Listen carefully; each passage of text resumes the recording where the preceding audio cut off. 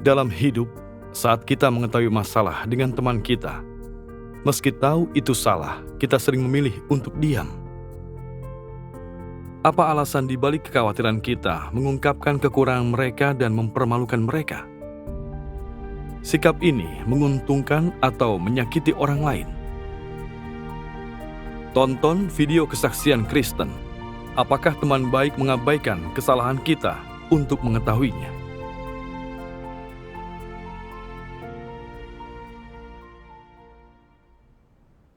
Aku dan saudari Barbara sudah kenal cukup lama, dan hubungan kami cukup baik. Selalu saja ada topik yang dibicarakan saat kami mengobrol. Kami sering berbagi pengalaman dan pelajaran yang kami petik. Tiap kali ada sesuatu, dia akan mencariku. Dan tiap kali punya masalah, aku ingin bersekutu dengannya. Dia selalu sabar bersekutu denganku. Dan aku sangat menghargai hubungan akrab kami. Kurasa punya saudari di sisiku yang selalu mendukungku itu bagus. Tahun lalu, aku tak sengaja mendengar Barbara mengobrol dengan beberapa saudari tentang hasil bagus yang dia dapatkan dalam pekerjaan Injil. Banyak penerima khotbahnya dipenuhi gagasan agama, dan dengan mengandalkan Tuhan, bersekutu dan membacakan firman, mereka segera menerima pekerjaan Tuhan di akhir zaman. Kulihat para saudari mengaguminya setelah mendengar itu. Memberinya banyak pertanyaan mencari jalan penerapan yang baik. Aku cemas dan berpikir, pekerjaan Injilnya berjalan dengan baik itu bagus, tapi dia hanya membicarakan hasil yang bagus, bukan jalan spesifik yang dia tempuh. Dia juga tak bersaksi tentang cara Tuhan membimbingnya saat itu. Bukankah dia hanya pamer dengan membahas ini?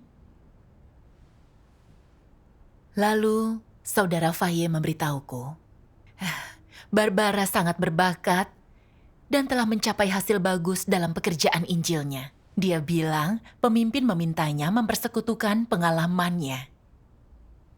Aku terkejut saat mendengarnya. Kenapa Barbara mengatakan ini? Faye sangat mengaguminya, tapi ini tak menguntungkannya. Iya.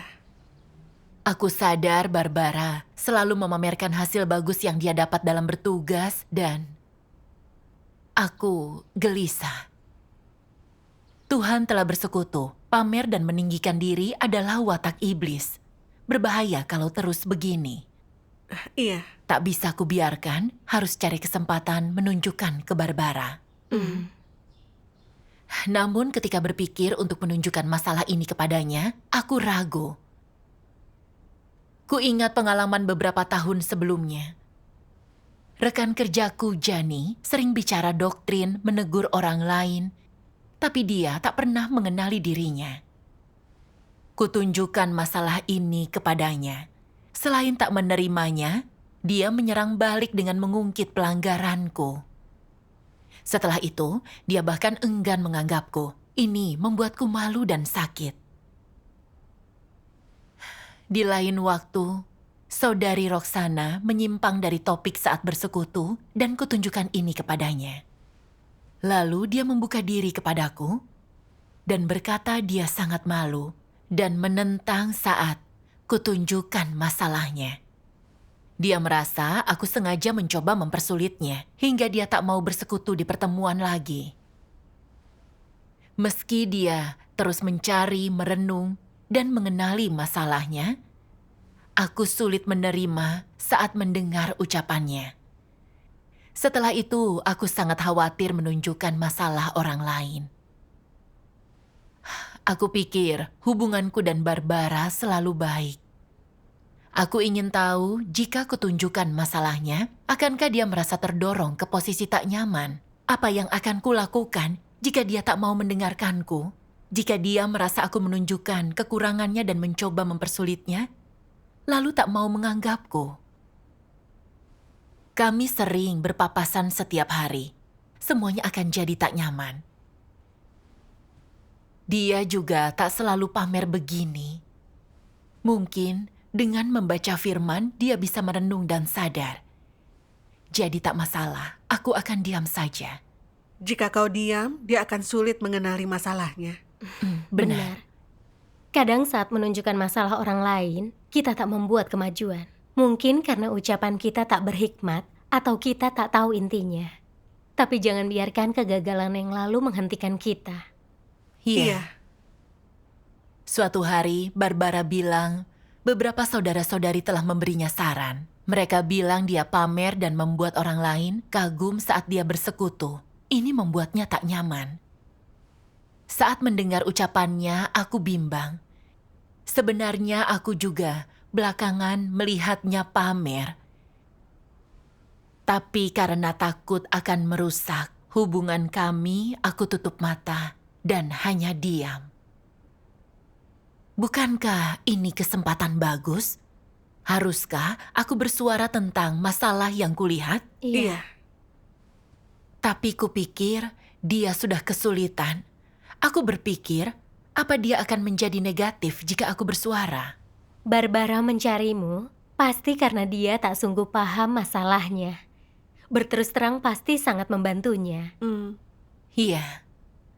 Aku juga sadar aku harus menunjukkan masalah yang kulihat kepadanya. Tapi aku takut dia akan menganggap aku terlalu kasar lalu menjauh. Kupikirkan baik-baik tentang cara mengungkapkan diriku agar terdengar lebih bijak dan tak membuatnya malu. Jadi, ku beri contoh bagaimana aku meninggikan diri dan pamer di masa lalu, caraku merenungkannya dan memahami, dan di bagian akhir ku singgung masalahnya. Aku takut membuatnya malu, jadi ku beri kata penenang. Tiap orang punya watak rusak dan wajar untuk menunjukkannya. Aku juga begitu. Aku selalu congkak, sombong, dan sering pamer. Kau harus punya sikap yang tepat terhadap dirimu. Dia hanya menanggapi dengan diam. Kemudian ada sesuatu yang membuatku merasa gelisah lagi. Di pertemuan, Barbara bersekutu tentang pemahamannya akan firman dan terus membahas pengalaman terbarunya dalam mengkhotbahkan Injil. Tentang cara dia berkhotbah kepada pendeta yang telah lama percaya Tuhan, pria itu dipenuhi banyak gagasan agama. Dia tetap tak menerima Injil walau berulang kali diberi khotbah.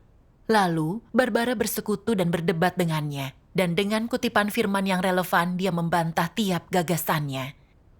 Pria itu perlahan melepas gagasannya dan menerima pekerjaan baru Tuhan.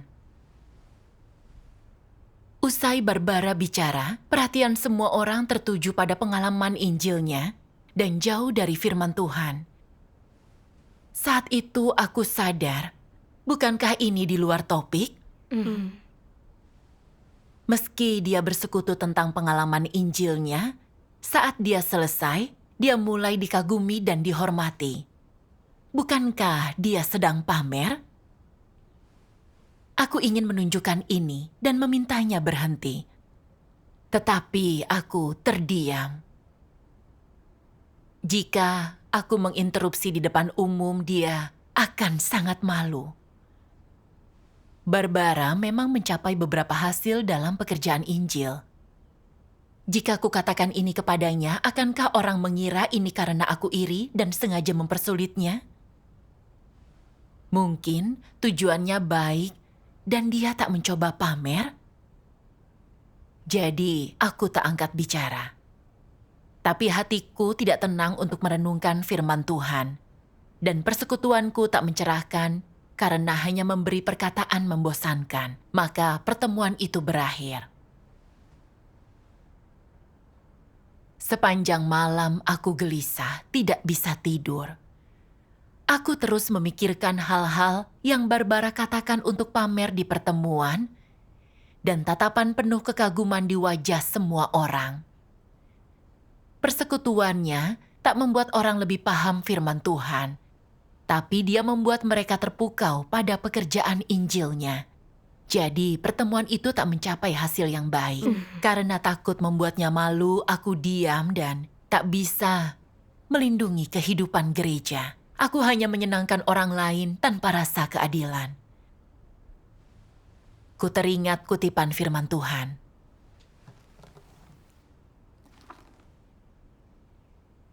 Periksalah dirimu dengan saksama apa engkau seorang yang benar. Apa niatmu dibuat dengan mempertimbangkan aku? Apa semua perkataan dan tindakanmu dilakukan di hadiratku? Aku memeriksa semua pikiran dan gagasanmu. Apa engkau tidak merasa bersalah? Apa kau kira nanti kau akan mampu menebus makan dan minum yang telah dicuri iblis? Kau sudah mengerti sekarang. Dapatkah kau mengganti kerugian ini? Bisakah engkau mengganti waktu yang hilang? Engkau harus rajin memeriksa dirimu untuk melihat mengapa tidak ada makan dan minum dalam beberapa pertemuan terakhir dan siapa yang menyebabkan masalah ini. Engkau harus mempersekutukannya sampai hal ini jelas. Jika orang seperti itu tak dibatasi dengan tegas, saudara-saudarimu tak akan mengerti dan hal itu akan terjadi lagi. Mata rohanimu tertutup, banyak dari kalian yang buta. Selain itu, mereka yang melihat tak peduli, mereka tak berdiri dan berbicara dan mereka buta. Mereka yang melihat tetapi tidak berbicara adalah bisu. Ada banyak orang di sini yang cacat. Amin. Amin. Amin. Firman Tuhan membuatku sangat tertekan. Ku ingat bagaimana persekutuan Barbara melenceng, membuang waktu semua orang dan memengaruhi pertemuan. Tapi aku hanya jadi penonton. Aku terus berpikir, aku jelas tahu Barbara melenceng dari topik. Jadi kenapa aku tak melindungi kehidupan gereja? Kenapa aku diam dan menyenangkan orang lain? Pertama, aku tak yakin apakah tindakan Barbara itu meninggikan dirinya dan pamer. Dia memang punya pengalaman dalam menyebarkan Injil, dan mempersekutukan pengalaman ini bisa bermanfaat bagi orang lain. Mungkinkah persekutuannya yang seperti ini dianggap pamer? Kedua, aku takut tak melihat dengan jelas. Jika bersuara, aku akan membatasinya. Dan orang lain akan berpikir aku mengatakan ini karena iri. Bagaimana kau mengatasi masalah ini? Di pertemuan keesokan harinya, aku menyuarakan kekhawatiranku dan mencari bantuan beberapa saudari. Kami membaca firman Tuhan bersama.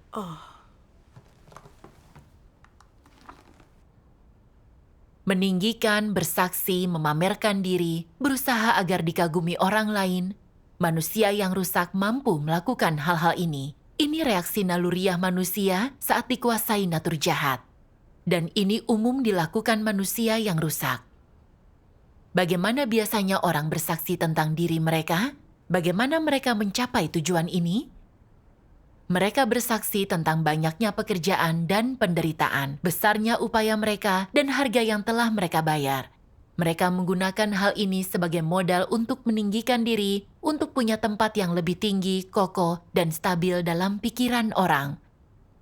Sehingga lebih banyak orang menghargai, mengagumi, menghormati, dan bahkan memuja, mengidolakan, dan mengikuti mereka. Untuk mencapai tujuan ini, orang melakukan banyak hal yang terlihat seperti bersaksi akan Tuhan, tapi pada dasarnya bersaksi akan dirinya sendiri. Apa bertindak seperti ini masuk akal? Semua ini tak masuk akal. Mereka tak punya rasa malu. Mereka tanpa malu memberi kesaksian tentang perbuatan mereka bagi Tuhan dan banyaknya penderitaan baginya. Mereka bahkan memamerkan karunia, talenta, pengalaman, keterampilan khusus, cara cerdas dalam berperilaku, cara mereka mempermainkan orang, dan sebagainya.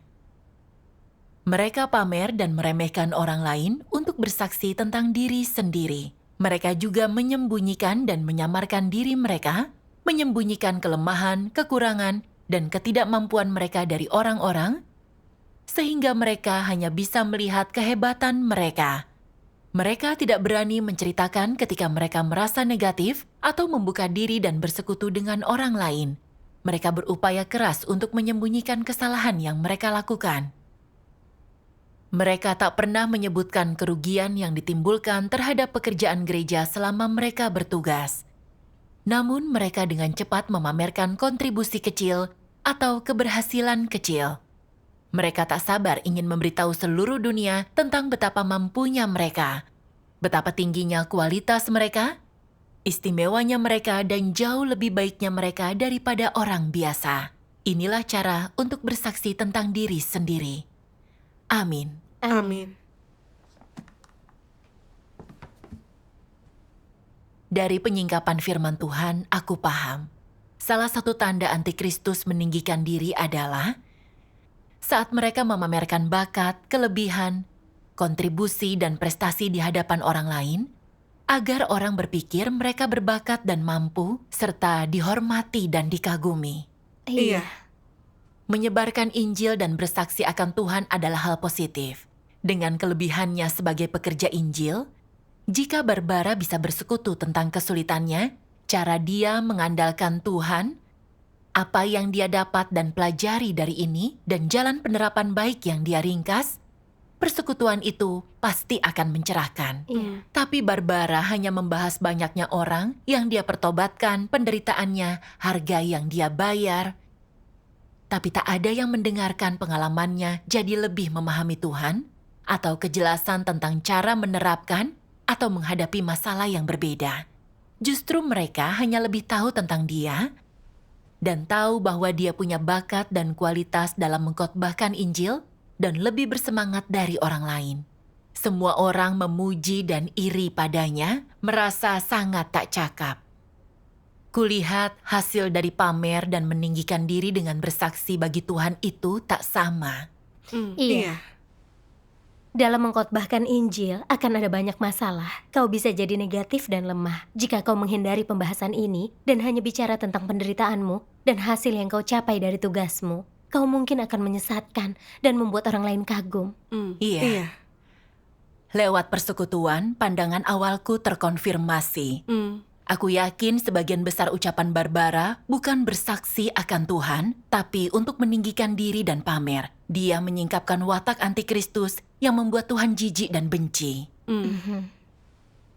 Para saudari juga mengingatkanku, Barbara mungkin belum menyadari watak rusak yang dia singkapkan.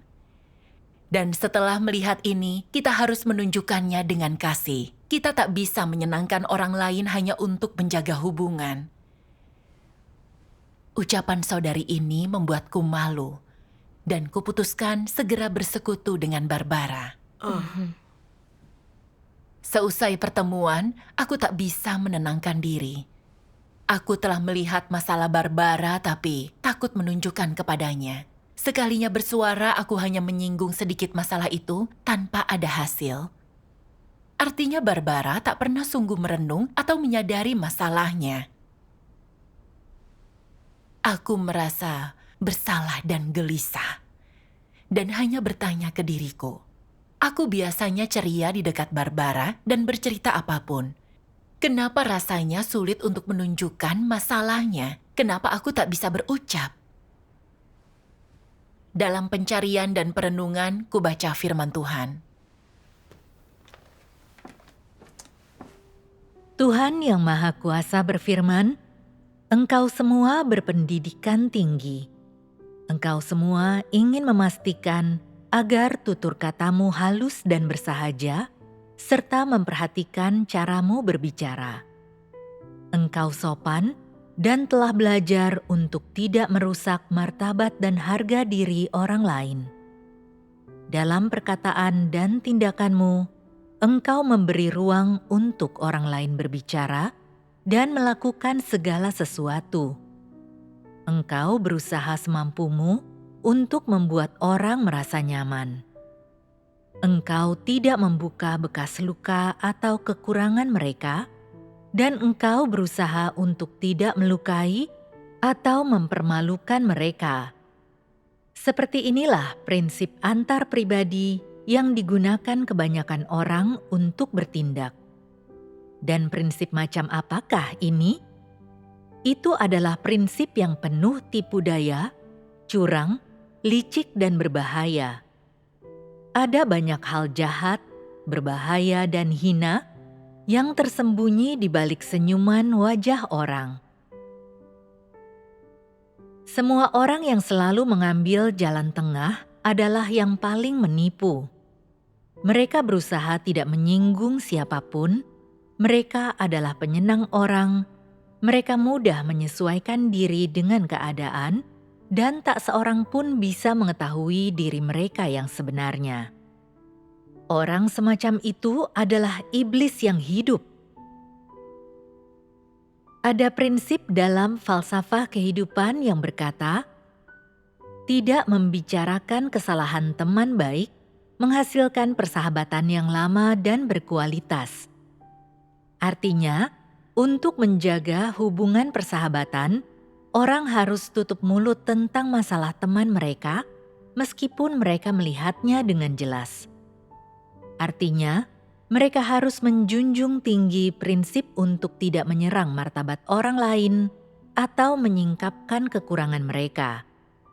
Mereka harus saling menipu, saling menyembunyikan, saling terlibat dalam persekongkolan, dan meskipun mereka tahu betul orang macam apa orang lain itu, mereka tidak mengatakannya secara langsung, tetapi menggunakan cara-cara licik untuk menjaga hubungan persahabatan mereka. Mengapa orang ingin menjaga hubungan seperti itu? Ini adalah tentang tidak mau menciptakan musuh di tengah masyarakat atau di dalam kelompok tertentu, karena melakukan ini berarti orang akan sering menempatkan dirinya dalam situasi berbahaya.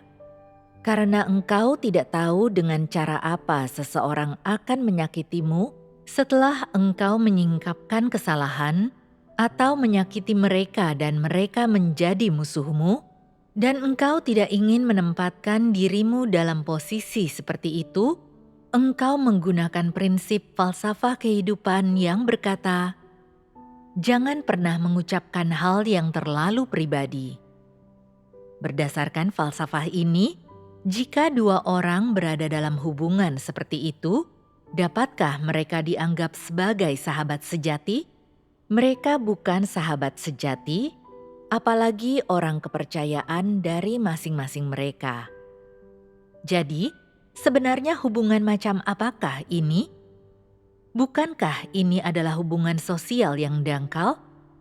Dalam hubungan sosial semacam itu, orang tidak dapat mengungkapkan perasaan mereka, tidak bisa berbicara dari hati ke hati, tidak dapat mengatakan apapun yang mereka suka, atau menyampaikan apa yang ada dalam hati mereka, atau mengemukakan masalah yang mereka lihat dalam diri orang lain, atau mengucapkan perkataan yang akan bermanfaat bagi orang lain. Sebaliknya, mereka memilih mengucapkan perkataan yang muluk-muluk agar tidak menyakiti orang lain. Mereka tidak ingin menciptakan musuh. Tujuannya adalah agar orang-orang di sekitar dirinya tidak menjadi ancaman. Ketika tak seorang pun mengancam mereka, bukankah hidup mereka menjadi relatif tenang dan damai? Bukankah ini tujuan orang dalam mengucapkan ungkapan, "Jangan pernah mengucapkan hal yang terlalu pribadi"? Jelas ini adalah cara hidup yang licik dan menipu, yang mengandung unsur kewaspadaan, dan yang tujuannya adalah melindungi diri sendiri.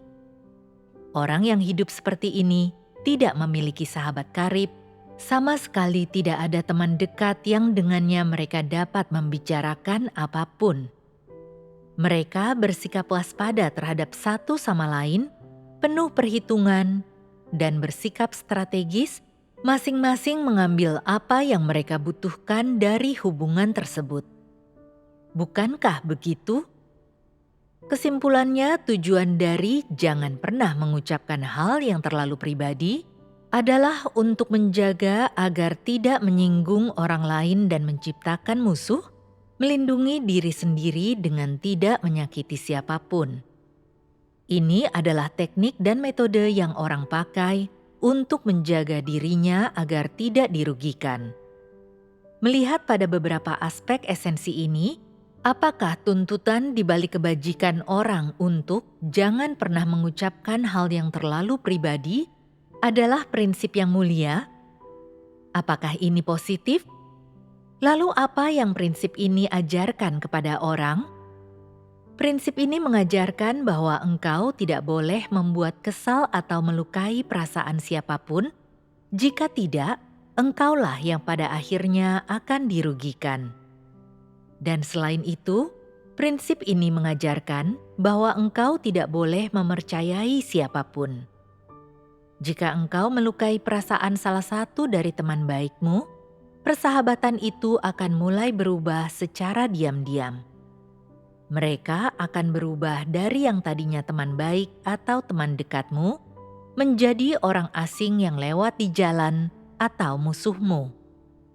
Jadi, apa hasil akhir yang dicapai oleh apa yang ungkapan ini ajarkan kepada orang? Apakah ungkapan ini membuat orang menjadi makin jujur atau makin curang? Ungkapan ini mengakibatkan orang menjadi makin curang. Hati orang menjadi makin jauh satu sama lain, jarak antara orang menjadi makin lebar, dan hubungan orang menjadi rumit. Ini juga berarti hubungan sosial orang-orang menjadi rumit. Komunikasi di antara orang-orang mulai gagal, dan itu menyebabkan pola pikir yang saling menutup diri. Dapatkah hubungan orang menjadi normal dengan cara seperti ini? Apakah suasana hubungan sosial seperti ini akan membaik? Jadi, itulah sebabnya ungkapan "jangan pernah mengucapkan hal yang terlalu pribadi" jelas sekali salah.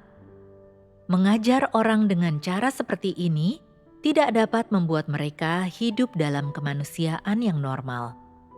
Selain itu, cara seperti ini tidak dapat membuat orang menjadi jujur, lurus, atau berterus terang. Cara ini sama sekali tidak dapat menghasilkan efek yang positif. Amin. Amin. Dari firman Tuhan, ternyata kuandalkan falsafah iblis dalam berinteraksi dengan Barbara. Seperti tak membicarakan kesalahan teman, menghasilkan persahabatan yang lama dan berkualitas. Dan jangan pernah mengucapkan hal yang terlalu pribadi. Sekian lama, aku telah menganggap falsafah ini sebagai prinsip untuk berinteraksi. Kukira bersikap begini satu-satunya cara menjaga hubungan interpersonal, tak menyinggung orang dan tak menimbulkan masalah bagiku. Lewat penyingkapan firman Tuhan akhirnya aku tahu, falsafah ini adalah cara hidup yang licik, menipu, dan curang. Membuat orang saling berjaga dan mencegah interaksi tulus, apalagi memungkinkan saling mencintai. Berinteraksi dengan cara ini mencegahmu menyinggung atau kena masalah, juga menjauhkanmu dari pertemanan sejati, dan hanya membuat orang menjadi lebih palsu dan menipu. Iya. Iya. Aku juga jadi tahu, kita harus jujur saat berinteraksi dengan orang. Dan saat melihat orang punya masalah, kau harus mengandalkan belas kasih untuk membantu. Meski saat itu dia tak terima dan salah paham, kau tetap harus berpegang pada prinsip itu dan menetapkan niat yang benar. Iya. Benar. Hanya itu cara untuk menjadi teman sejati. Iya. Bagi yang tulus menerima kebenaran, saat ditangani, meski merasa malu dan tak terima, mereka akan mampu untuk mencari kebenaran dan merenungkan diri. Selain tak mendendam, mereka akan berterima kasih karena telah dikoreksi. Iya. Iya. Kuingat interaksiku dengan Barbara. Di beberapa kesempatan aku jelas melihat dia pamer, dan orang lain sangat mengaguminya. Tapi aku takut menyakiti egonya dengan menunjukkan masalahnya. Jadi agar hubungan kami tetap baik, aku hanya melihat tanpa berkomentar atau membantunya. Artinya dia tak merenung dan tak tahu masalahnya, lalu kembali ke cara lamanya. Dengan berpedoman pada falsafah iblis ini, aku hanya ingin menjaga hubungan kami, agar aku dianggap pengertian dan berempati. Aku tak memikirkan jalan masuk kehidupannya.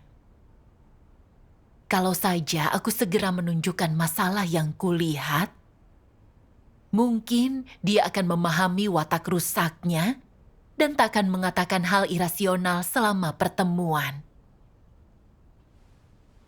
Aku menyenangkan orang lain untuk menjaga hubungan kami. Ini tindakan yang berbahaya.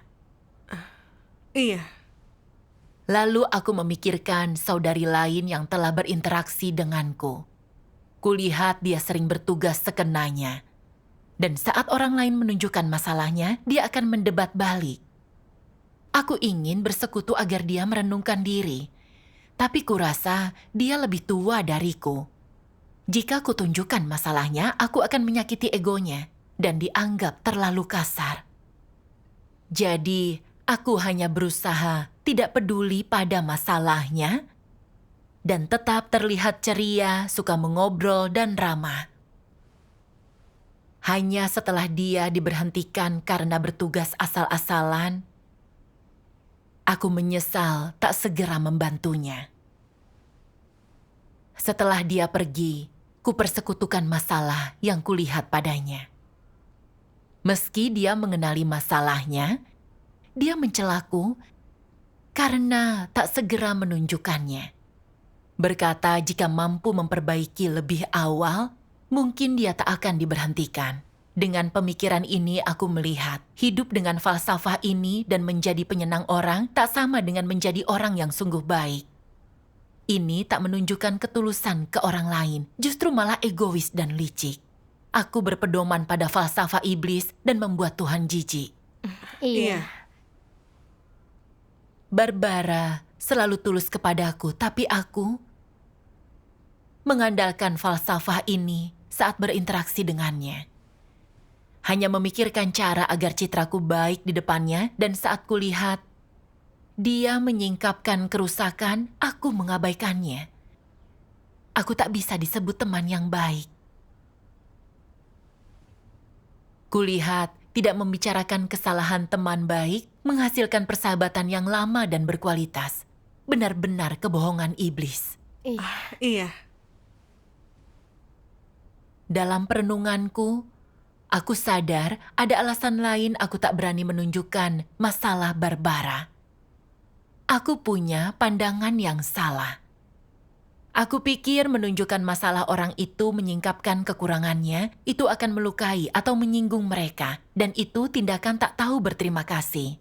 Jadi dengan Barbara, aku takut dia akan tersinggung jika kutunjukkan masalahnya dan akan menghancurkan hubungan kami yang menyebabkan sulit menerapkan kebenaran. Jadi aku berdoa meminta bimbingan Tuhan dalam mengatasi masalahku ini. Dalam pencarianku, kubaca firman Tuhan ini.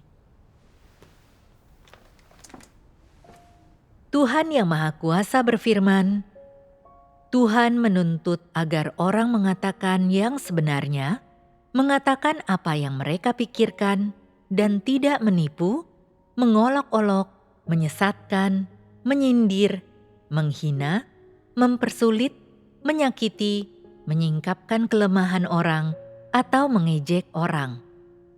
Bukankah ini prinsip orang berbicara? Apa artinya orang tidak boleh menyingkapkan kelemahan orang lain? Itu artinya tidak menggunjingkan orang lain. Jangan terus saja menggunakan kesalahan atau kekurangan mereka di masa lalu untuk menghakimi atau mengutuk mereka. Inilah yang setidaknya harus kau lakukan.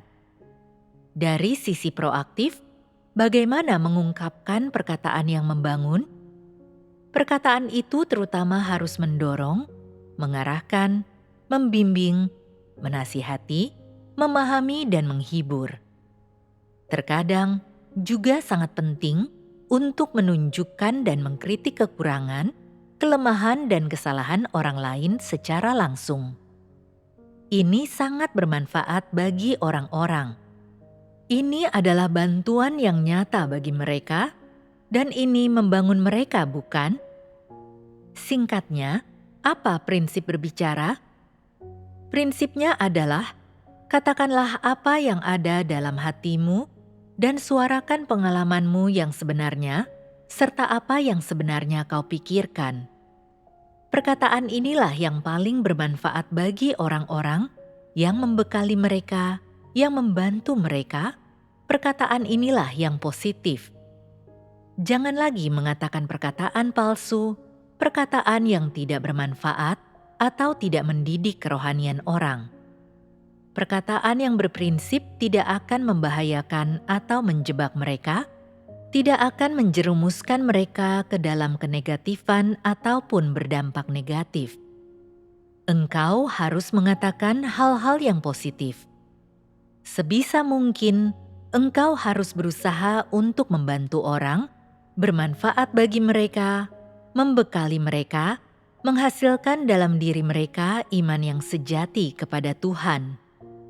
Dan engkau harus memungkinkan orang untuk terbantu dan memperoleh banyak dari pengalamanmu akan firman Tuhan dan dari caramu memecahkan masalah dan memampukan mereka memahami jalan mengalami pekerjaan Tuhan dan masuk ke dalam realitas kebenaran, memungkinkan mereka masuk ke dalam hidup dan membuat hidup mereka bertumbuh, yang merupakan efek dari perkataanmu yang berprinsip dan mendidik kerohanian orang-orang.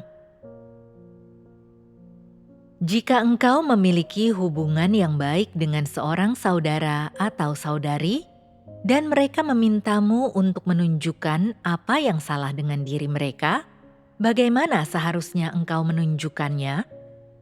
Hal ini berkaitan dengan caramu memperlakukan masalah tersebut. Jadi, berdasarkan prinsip kebenaran, bagaimana seharusnya engkau menangani masalah ini? Tindakan apa yang sesuai dengan kebenaran? Ada berapa banyak prinsip yang relevan dengan hal ini? Pertama, setidaknya jangan membuat orang lain tersandung. Engkau harus terlebih dahulu mempertimbangkan kelemahan orang lain dan bagaimana berbicara kepada mereka tanpa membuat mereka tersandung. Setidaknya, inilah yang harus kau pertimbangkan. Selanjutnya, jika engkau tahu bahwa mereka adalah orang yang benar-benar percaya kepada Tuhan dan mampu menerima kebenaran, maka ketika engkau mengetahui bahwa mereka memiliki masalah, engkau harus berinisiatif untuk membantu mereka. Jika engkau tidak melakukan apapun dan menertawakan mereka, ini berarti menyakiti dan merugikan mereka. Orang yang melakukannya tidak memiliki hati nurani atau akal sehat dan tidak mengasihi sesamanya. Mereka yang memiliki sedikit hati nurani dan akal sehat sama sekali tidak boleh memandang saudara-saudari mereka sebagai lelucon. Mereka harus memikirkan berbagai cara untuk membantu mereka menyelesaikan masalah mereka. Mereka harus membiarkan orang tersebut memahami apa yang terjadi dan di mana letak kesalahan mereka. Entah mereka dapat bertobat atau tidak, itu adalah urusan mereka sendiri. Kita sudah memenuhi tanggung jawab kita.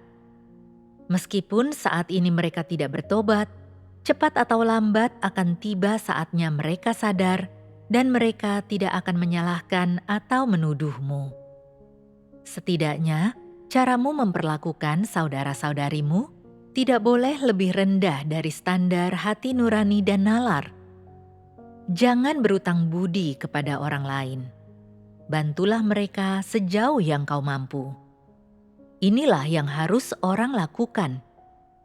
Orang yang dapat memperlakukan saudara-saudarinya dengan kasih dan sesuai dengan prinsip kebenaran adalah orang yang paling baik. Mereka juga orang yang paling baik hati. Tentu saja, saudara-saudari sejati adalah orang-orang yang mampu menerima dan menerapkan kebenaran. Jika orang hanya percaya kepada Tuhan untuk makan roti sampai kenyang, atau untuk menerima berkat, tetapi tidak menerima kebenaran, mereka bukanlah saudara atau saudari. Engkau harus memperlakukan saudara-saudari sejati berdasarkan prinsip kebenaran. Bagaimanapun cara mereka percaya kepada Tuhan, atau jalan apapun yang mereka tempuh, engkau harus membantu mereka dengan penuh kasih. Efek seperti apa yang setidaknya harus kau capai? Pertama, jangan menyebabkan mereka tersandung dan jangan membiarkan mereka menjadi negatif. Kedua, itu harus membantu mereka dan membuat mereka berbalik dari jalan yang salah. Dan ketiga, itu harus membuat mereka memahami kebenaran dan memilih jalan yang benar. Ketiga jenis efek ini hanya dapat dicapai jika engkau membantu mereka dengan penuh kasih. Jika engkau tidak memiliki kasih sejati, engkau tidak dapat mencapai ketiga efek ini, dan paling banyak engkau hanya dapat memperoleh 1 atau 2 efek. Ketiga jenis efek ini juga merupakan 3 prinsip untuk membantu orang lain. Engkau mengetahui ketiga prinsip ini dan menguasainya, tetapi bagaimana sebenarnya cara menerapkan ketiga prinsip ini? Apakah engkau benar-benar memahami kesulitan orang lain? Bukankah ini masalah lain? Engkau juga harus berpikir, dari mana asal kesulitan mereka? Apakah aku mampu membantu mereka? Jika tingkat pertumbuhanku terlalu rendah dan aku tak mampu menyelesaikan masalah mereka, dan aku berbicara sembarangan, aku mungkin mengarahkan mereka ke jalan yang salah. Selain itu, seberapa mampu orang ini memahami kebenaran dan seperti apa kualitas mereka? Apakah mereka berpendirian keras? Apakah mereka memahami hal-hal rohani? Dapatkah mereka menerima kebenaran? Apakah mereka mengejar kebenaran? Jika mereka melihat bahwa aku lebih cakap daripada mereka dan aku menyampaikan persekutuan kepada mereka, akankah kecemburuan atau kenegatifan muncul dalam diri mereka? Semua pertanyaan ini harus dipikirkan. Setelah engkau memikirkan dan mendapatkan kejelasan tentang semua pertanyaan ini, pergilah bersekutu dengan orang itu. Bacakanlah beberapa bagian firman Tuhan yang sesuai dengan masalahnya, sehingga dia mampu memahami kebenaran dalam firman Tuhan dan menemukan jalan penerapannya. Kemudian, masalah akan diselesaikan dan orang itu akan keluar dari kesukarannya. Apakah ini masalah sepele? Ini bukanlah masalah sepele. Jika engkau tidak memahami kebenaran, sebanyak apapun engkau berbicara, itu tidak akan berguna. Jika engkau memahami kebenaran, orang itu dapat dicerahkan dan mendapat manfaat dengan hanya mendengarkan beberapa kalimat. Amin. Amin. Dari firman Tuhan aku paham. Jika kau menyingkapkan kekurangan orang untuk mengutuk mereka, dan jika tujuanmu untuk meledek, menghina dan mencela, itu membuat Tuhan jijik. Namun jika kau menunjukkan masalah dan kekurangan seseorang dengan tujuan membantunya, ini mendidik rohani dan ungkapan belas kasih dan rasa tanggung jawab atas hidup mereka. Iya. Iya. Jika orang itu mengejar kebenaran, maka dengan bantuan orang lain, dia akan mampu merenungkan diri dan mencari kebenaran, dan jalan masuk kehidupannya akan berkembang. Namun beberapa orang menentang dan tak mau masalah mereka ditunjukkan. Ini menyatakan mereka tak menerima dan muak dengan kebenaran. Ku tahu sebelumnya aku percaya menunjukkan masalah orang lain sama halnya dengan menyingkapkan kesalahan mereka. Pandangan ini sungguh keliru. Aku jadi paham, ada prinsip untuk menunjukkan masalah orang lain. Ini tak hanya tentang punya tujuan baik, atau langsung menunjukkan masalah orang lain siapapun mereka. Terkadang gunakanlah hikmat dan prinsip kebenaran. Yang terpenting, kau memikirkan kebenaran yang relevan. Kau membantu orang lain memahami kebenaran dan kehendak Tuhan dengan menunjukkan semuanya dan memberi mereka jalan penerapan. Ini artinya kau tulus menolong orang lain. Iya. Akhirnya aku menyadari, dulu aku tak mendapat hasil yang baik saat kutunjukkan masalah orang. Karena aku tak mencari prinsip kebenaran. Sama seperti Roxana yang memikirkan reputasi dan tak ditangani sebelumnya. Saat kudapati persekutuannya melenceng, aku harus menunjukkan masalahnya dan membagikan prinsip dalam mempersekutukan firman Tuhan agar dia menemukan jalan penerapan. Ini menghindarkannya dari pengekangan dan membuatnya mampu bersekutu menurut prinsip. Iya, Persekutuanmu telah mencerahkanku bahwa menunjukkan masalah seseorang dengan belas kasih itu baik, tapi tanpa prinsip, ini mungkin akan jadi serangan balik dan tak mencapai hasil yang baik. Benar. Saat memahami prinsip ini, aku lebih berani menunjukkan masalah Barbara. Aku tahu aku harus membantunya berdasarkan prinsip agar dia tak menempuh jalan yang salah. Dalam hati, aku mencari dan berdoa. Bagaimana aku bisa bersekutu dengan Barbara secara efektif, serta membuatnya memahami aspek kebenaran ini dan mengenali masalahnya? Tiap ada waktu, aku akan merenungkan masalah ini. Mencari firman Tuhan yang menyingkap orang-orang pamer dan meninggikan diri. Aku mencari waktu untuk bersekutu dengan Barbara dan membahas masalah dia yang kulihat saat itu, serta bersekutu tentang natur dan konsekuensi pamer, tentang sikap Tuhan menangani perilaku semacam ini. Setelah bersekutu, Barbara menyadari keseriusan masalahnya.